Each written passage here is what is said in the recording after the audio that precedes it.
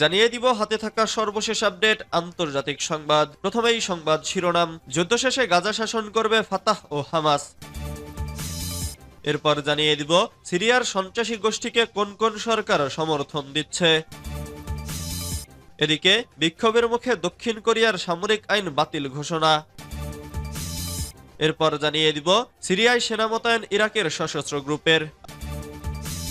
আরো জানিয়ে দিব বাংলাদেশের সংখ্যালঘুদের ওপর হামলার অভিযোগ, ব্রিটিশ পার্লামেন্টে উদ্বেগ হস্তক্ষেপের আহ্বান।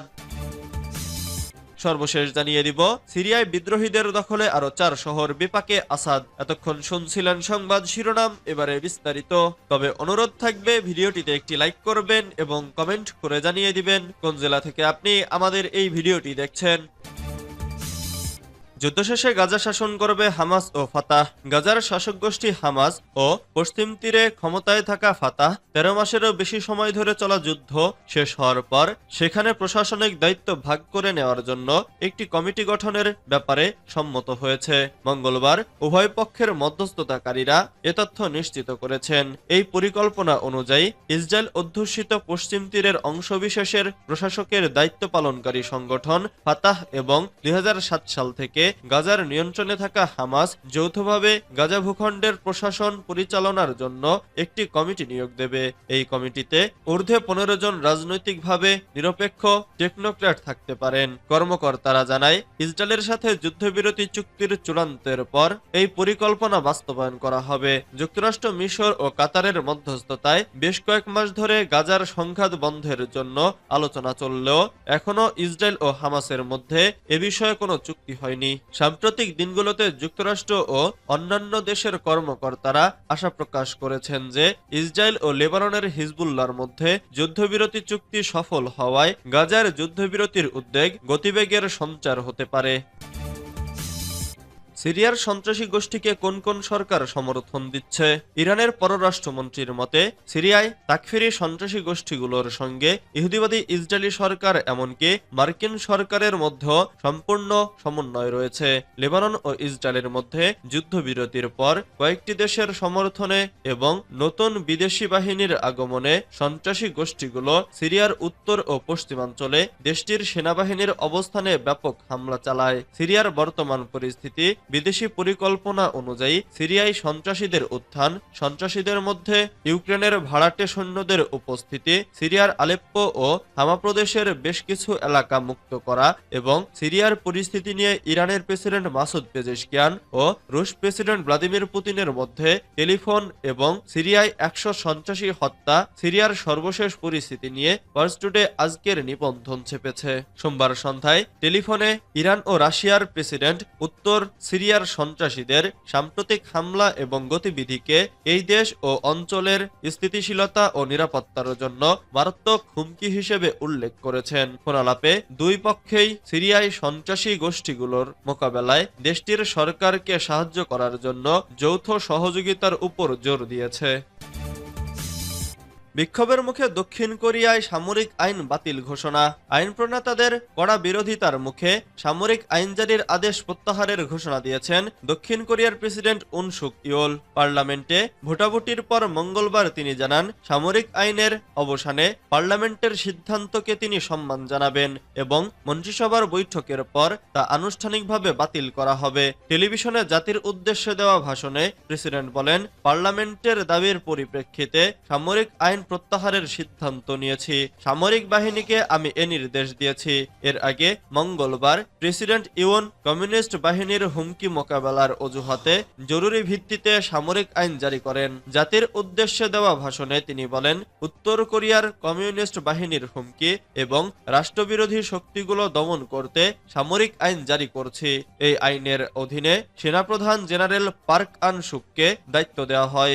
রাজনৈতিক কর্মকাণ্ড সম্পূর্ণ নিষিদ্ধ ঘোষণা করা হয় এবং পার্লামেন্ট ভবন সহ বিভিন্ন স্থাপনায় সেনা মোতায়েন করা হয়। সামরিক আইন জারির পরপরই দক্ষিণ কোরিয়ার পার্লামেন্ট ঘিরে উত্তেজনা ছড়িয়ে পড়ে। পার্লামেন্টের বাইরে বিক্ষোভকারীরা প্রেসিডেন্টের পদত্যাগ এবং গ্রেফতারের দাবি জানিয়ে স্লোগান দিতে থাকেন। সিরিয়ায় সেনা মোতায়েন ইরাকের সশস্ত্র গ্রুপের। ইরাকের শক্তিশালী ইরান সমর্থিত কাতায়েব হিজবুল্লাহ সশস্ত্র গোষ্ঠী বাগদাদকে বিদ্রোহী হামলার বিরুদ্ধে দামেস্ক সরকারকে সমর্থন করার জন্য সিরিয়ায় সেনা পাঠানোর আহ্বান জানিয়েছে। বাগদাদ থেকে এএফপি জানায়, কাতায়েব হিজবুল্লাহ বা হিজবুল্লাহ ব্রিগেড সোমবার গভীর রাতে ইরানপন্থী টেলিগ্রাম চ্যানেলে শেয়ার করা এক বিবৃতিতে এই আবেদন জানিয়েছে। উদ্ধৃতিগুলো এটির অফিসিয়াল সাইটেও পোস্ট করা হয়। ইসলামপন্থীদের নেতৃত্বে বিদ্রোহীরা সিরিয়ার উত্তর আলেপ্পো নগরী দখল করায় প্রতিবেশী ইরাকের রাজনৈতিক ও নিরাপত্তা বৃত্তে উদ্বেগ সৃষ্টি করেছে। ইরান সমর্থিত প্রতিরোধ অক্ষর অংশ কাতায়েব হিজবুল্লাহর একজন মুখপাত্র বলেন, গোষ্ঠীটি এখন তাদের নিজস্ব যোদ্ধা মোতায়েনের সিদ্ধান্ত নেয়নি, তবে বাগদাদকে পদক্ষেপ নেওয়ার আহ্বান জানিয়েছে।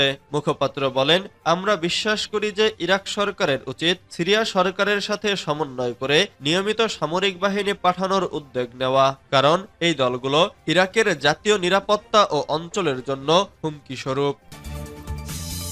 বাংলাদেশের সংখ্যালঘুদের ওপর হামলার অভিযোগ, ব্রিটিশ পার্লামেন্টে উদ্বেগ, হস্তক্ষেপের আহ্বান। বাংলাদেশে সংখ্যালঘুদের ওপর হামলার অভিযোগ নিয়ে সরব হয়েছেন ব্রিটিশ সংসদরা। সম্মিলিত সনাতনী জাগরণ জোটের মুখপাত্র চিন্ময় কৃষ্ণ দাস ব্রহ্মচারীর গ্রেফতারকে কেন্দ্র করে সাম্প্রতিক সহিংসতায় ব্রিটিশ পার্লামেন্টে উদ্বেগ প্রকাশ করে সরকারের হস্তক্ষেপ চেয়েছেন তারা। খবর দ্য ইকোনমিক্স টাইমস ও হিন্দুস্তান টাইমসের। সোমবার যুক্তরাজ্যের হাউস অব কমন্সে বাংলাদেশের হিন্দুদের নিয়ে লেবার এমপি ব্যারি গার্ডিনার একটি জরুরি প্রশ্ন উত্থাপন করেন। জবাবে ইন্দো প্যাসিফিকের দায়িত্বে থাকা পররাষ্ট্রমন্ত্রী ক্যাথরিন ওয়েস্ট জানান, গত মাসে তার বাংলাদেশ সফরের সময় অন্তর্বর্তী সরকারের তরফ থেকে আশ্বাস দেওয়া হয়েছিল যে সেদেশে সংখ্যালঘু সম্প্রদায়কে সহযোগিতা করা হয়। ক্যাথরিন ওয়েস্ট বলেন, হিন্দু নেতা চিন্ময় কৃষ্ণ দাসকে রাষ্ট্রদ্রোহের অভিযোগে গ্রেফতারের পর ভারত সরকার উদ্বেগ প্রকাশ করে যে বিবৃতি দিয়েছেন তা নিয়ে আমরা ওয়াকিবহাল।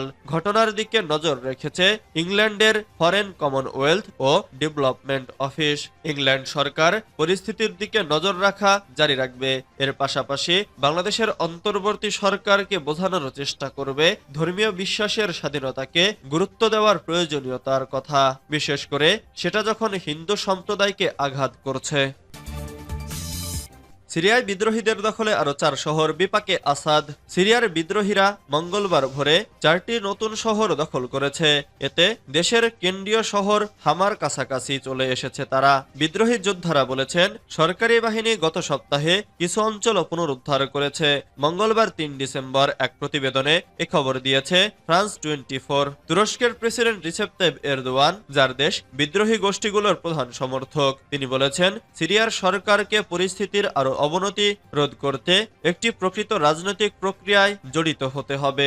সালাফি জিহাদি হায়াত তাহরির আল-শামের নেতৃত্বাধীন বিদ্রোহীদের পাশাপাশি তুরস্ক সমর্থিত বিরোধী যোদ্ধাদের দ্বারা শহরগুলো দখল করা সর্বশেষ ঘটনা। বিদ্রোহীরা এখন দেশের 4র্থ বৃহত্তম শহর হামা থেকে প্রায় 10 কিলোমিটার দূরে রয়েছে।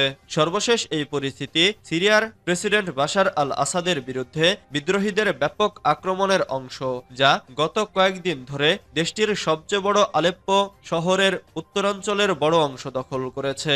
সেই সাথে উত্তর পশ্চিমাঞ্চলীয় ইদলিব প্রদেশের দক্ষিণাঞ্চলের শহর ও গ্রামগুলো বিদ্রোহীরা দখল করেছে।